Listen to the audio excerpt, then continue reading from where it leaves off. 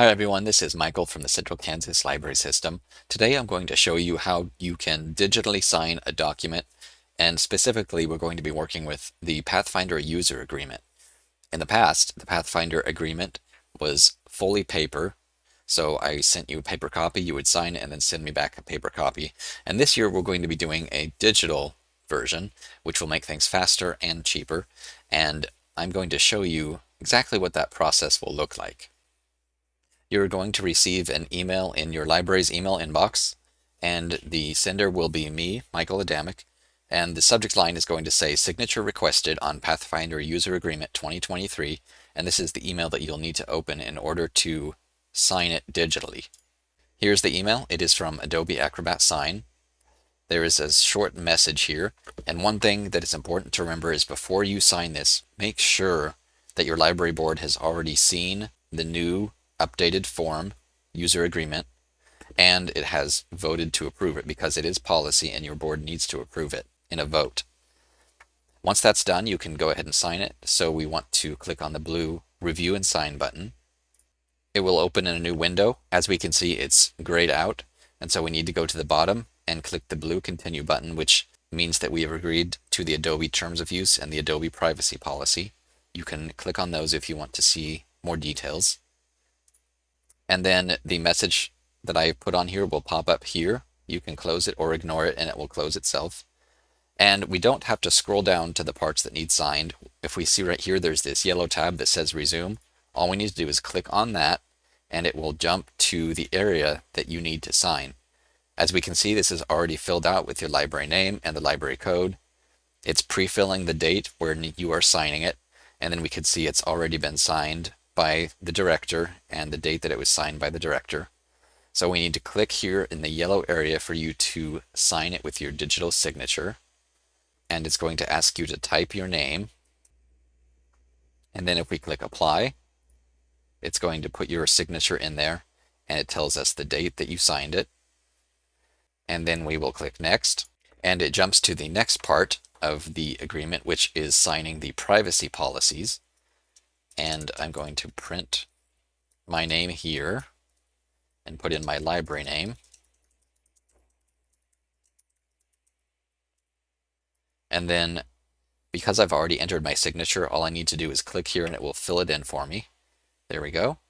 And those are the two signatures that are needed by the library director. And so I'm finished signing it. I just need to click on the blue Click to Sign button to finalize it. And there we go. We get a message that says you're all set. On some computers, you may see that it's continuing to load and it says it's processing. Usually that means it still has completed, and you can go ahead and close the window if you wait for a bit. But hopefully you'll see this message that says it's finished. And now the library director's portion of the agreement is signed, but we still need a signature from the library board chair on the agreement. Because I don't have the emails for all of the current board chairs, you will receive a second email at your library email address, and it will ask you to sign for the library board chair. So if we go back to the inbox, you should have a second email with the same subject line from the same sender, and we're going to open it. If you've got the board chair with you, they can sign it from here by doing the same process, going through the review and sign. Otherwise, you can scroll down to the bottom and you can click on the blue Delegate button, and you can put in the library board member's email address and send this directly to them.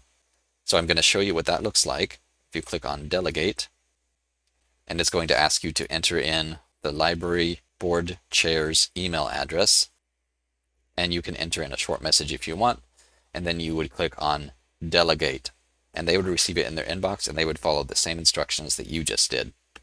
And so whether they sign in their own email or whether you want to sign on your library's email, you follow the same process. So we need to open the email, go to Review and Sign. We will need to accept the terms and conditions by clicking Continue.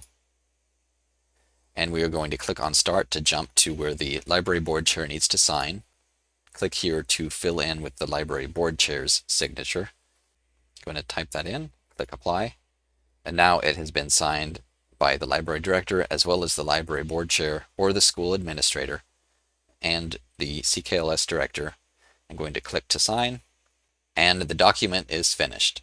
If you want to make sure that it's been completed, if you go back to your email inbox, you should receive a final email that says completed Pathfinder User Agreement 2023 with a couple of attachments. So I'm going to click to open it. It tells me that all the parties have finished signing and who has signed it.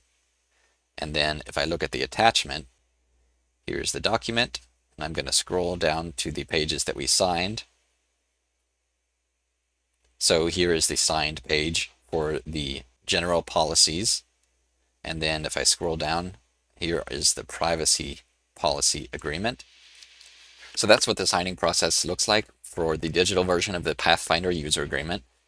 You may have a few questions, and if you do, please contact me. I'm happy to answer them. I know it will take a bit of time to learn how this works, but I think in the long run it will be a very helpful and positive change for everyone and make things a lot easier and faster. Thanks for watching, and have a great day.